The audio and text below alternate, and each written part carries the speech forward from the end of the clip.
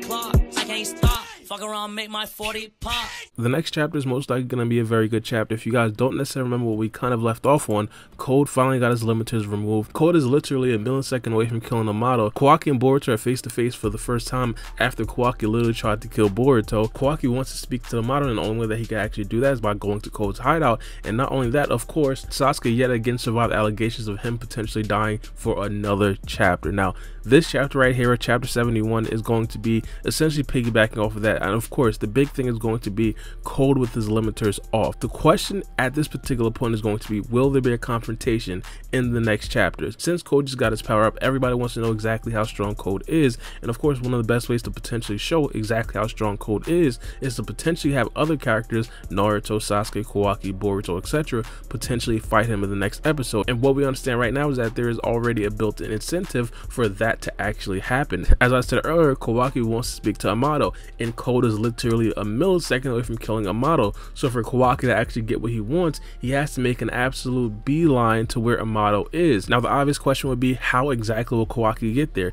I think it'll be two ways. First things first, we have to understand that Kawaki is pretty much light speed at this particular point. It's not necessarily confirmed, but with the Karma Seal V2 and alongside Isshiki powers running through Kawaki's body, it wouldn't necessarily be that big of a stretch to think that he'd probably get to Code's hideout probably in less than a minute or something like that. But one of the other realistic possibilities that could actually happen is, of course, Kawaki potentially using a time space ninjutsu. Now, we haven't necessarily seen Kawaki use a time space ninjutsu by himself, but it's definitely possible for him to potentially try to open up a portal in tandem with Boruto. If you guys aren't necessarily completely familiar with how they did this or when they did this, back when Naruto was actually kidnapped by Jigen and they were actually in another dimension, they opened the portal a couple of times. They opened the portal to actually get to that dimension, opened the portal to actually get Naruto out of the seal that he was in, and of course opened another portal to get back to their actual home dimension. So they kind of did it 3 times, and at that particular point they couldn't necessarily do it alone, so they kind of worked in tandem. And of course, with the Karma Seal, you don't fully know everything about the ability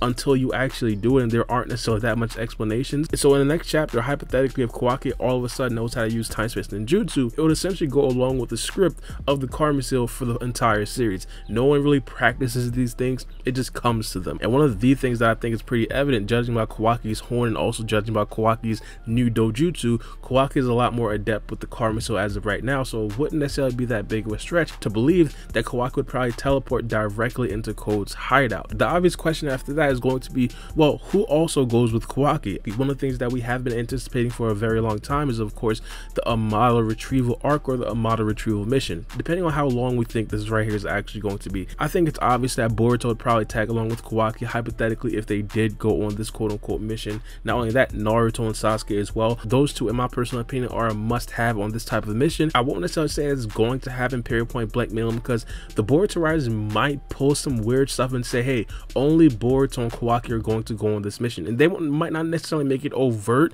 but Naruto and Sasuke might not want to go, and they might want to actually reassess the situation, and Kawaki might say, you know, bump that, I'm going period point blank because I want to speak to Amato. And while Kawaki in his mind thinks he's going alone, Boruto would probably jump through the portal as well. But regardless, in my personal opinion, in my ideal world, it would be those 4: Boruto, Kawaki, Naruto, and Sasuke. And the bigger questions are going to be, will Sarada also tag along, and also will Mitsuki also tag along? Now, as of right now, they aren't necessarily at that particular place, but Mitsuki and Sarada, after a very long hiatus, were actually involved in the manga a couple chapters ago. A lot of people have been essentially saying that a lot of the side characters are pretty much being ignored. If the Boruto writers want to take a huge step in regards to actually including Team 7 or the rest of Team 7, this would probably be one of the biggest times that they can actually do so. The problem with this would be Sarada and Mitsuki quite literally should be nowhere next to this battle, mainly because they have nowhere close to the power that characters like Unlimited, Code, Kawaki, and Boruto have, and also Naruto and Sasuke as well. So because of that, I don't necessarily think that they should or would actually go. Now, not only that, on my podcast channel, I've essentially been talking about how Sakura was being slighted for a very long time, and I personally believe that this right here would probably be a very good time to get Sakura involved. I don't necessarily think that it will happen. I'm just saying, I wouldn't mind if it did. In my personal opinion, hypothetically, if they do go to Code's hideout, I don't necessarily expect to see any sort of action in this particular episode. The Boruto writers like to build things up very, very slowly, and I think the brunt of a hypothetical battle between Code and Team 7 would probably be in the next chapter, chapter 72. But that's just my personal opinion. I definitely do want to know what you guys think about that in the comment section below. But another thing, Code's form. There's going to be a couple of things that we have to find out about Code's form. People are kind of assuming that Code may actually have a Dojutsu, and I think that these concerns are 100% warranted. First things first, Code's eyes looked a bit different, looked a bit weird, and of course, anytime that we think about a Dojutsu. Not only that, even when people have regular eyes in regards to scientific technology, you never know if they actually have a Dojutsu or not, mainly because we even know that a model himself has a scientific Dojutsu. So again, Code potentially having a Dojutsu is definitely possible. If I give my actual predictions, I'd say that Code probably does not have a Dojutsu. That's just my personal opinion. Now, another thing, his new abilities. Does Code have some new abilities? And of course, the overall question would be, were the limiters limiting his abilities that he originally had? I'd probably err on yes. I think that Code would probably get new abilities, just because if the limiters were just limiting his power in regards to speed and strength, it would kind of be a bummer. It essentially just means, hey, now he's faster, now he's stronger. It's essentially like an 8-gauge transformation without a bunch of the flash. It's just, hey, he got faster and stronger. That's essentially it. Like, for example, when Isshiki Otsutsuki was reborn, there is a clear difference between Isshiki Otsutsuki and Jigen. Of course, the Sukuna Hikona was still there, him shrinking things, but the Daikogaten added a completely different element to Isshiki Otsutsuki's character that I think a lot of people love, and I think Code kind of needs something along the lines of that. Now, not only that, Isshiki Otsutsuki's abilities. Will Code actually get more of Isshiki Otsutsuki's abilities? We understand that he is the legacy of Isshiki Otsutsuki. Because of that, we do have to take into account that, hey, maybe the Boruto writers want to make him seem a bit more like Isshiki. I think it's possible for him to try to learn Sukuna Hikona, him essentially shrinking objects, because what we were kind of led to believe with the Jigen situation, Jigen probably didn't have Ishiki's Dojutsu, and he probably just used the regular jutsu to replicate that ability of the Jogen, Sukuna Hikona. Code may actually have that now. The reason why I say that is because Sukuna Hikona, they kind of made it clear that it was draining a lot of chakra from Jigen.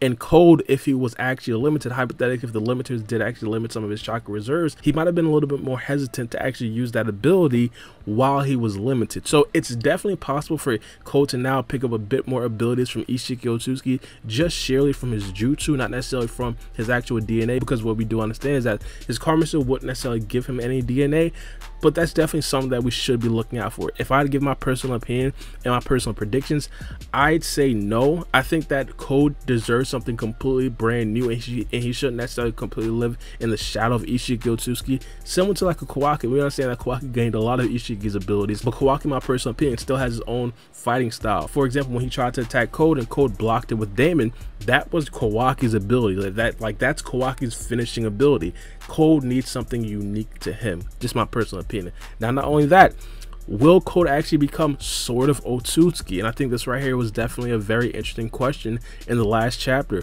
I think that Code is not going to become any bit Otsutsuki, but I will say the reason why people were kind of asking that is because if he is going to become a bit more like an Otsutsuki, he'd essentially gain the ability to be a bit less obedient to Eida. Now, if he is actually less obedient to Eida, that would make his character significantly better. I personally believe with the limiters being off, he'd still have that ability to be kind of less obedient to Eida, just because of the sheer fact that he's less simple-minded. One of the things that Amato made clear in the last chapter, the more simple-minded you are, the more you're going to be captivated by Eida. One of the absolute least simple-minded characters that we've seen, and of course the whole entire series, Shikamaru, was kind of under Eida's spell, but he wasn't completely captivated like a Code or a Delta. For example, if Eida were to tell Code to do something, they'd immediately do it. Shikamaru kind of resisted for a very long time, and of course never really capitulated to what Eida actually wanted. And I think this right here could potentially be something that Code shows in the next chapter, where he's not completely capitulating to everything that Eida actually does say.